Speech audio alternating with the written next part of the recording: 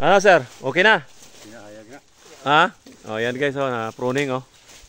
Si Uncle. Baba. Ilang taon na sir? Nakaw. Ha? Ilang taon ka na? 20. 70 oh, nagpo-pruning. Ayan, tinuruan natin guys oh. Oh, wine glass, open center, close center. Ito yung mga ano, hindi siya grafted so binigyan natin ng ano ng dahilan. Yan.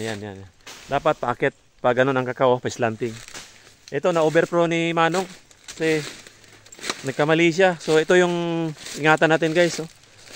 Ito pinutol niya yung mga naka-cover sana dito. So sayang.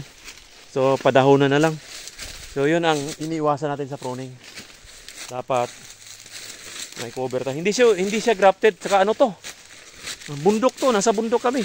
Nagtuturo ako dito sa ano, Kumbal province. Ayan oh. Hamakin mo. Ganyan yung ipupruning mo. Tapos ayan. Ganyan yung ipupruning mo. Ganito oh. May mga oh. Nasa bundok kami ha. Ayan, pagkatapos turuan mo siya. Pumunta ako rito para magturo. Tapos magiging ganyan na siya. Ayan. Ayan. Ayan. Turuan na, establish ng mga sanga. Ayan oh. Oh. 'Di ba? Ito maganda oh. Oh. Hindi siya grafted ah. So advice pa rin ng ano, pag-graft natin. Ayan, step by step tayo. Ito yung tapos nila oh.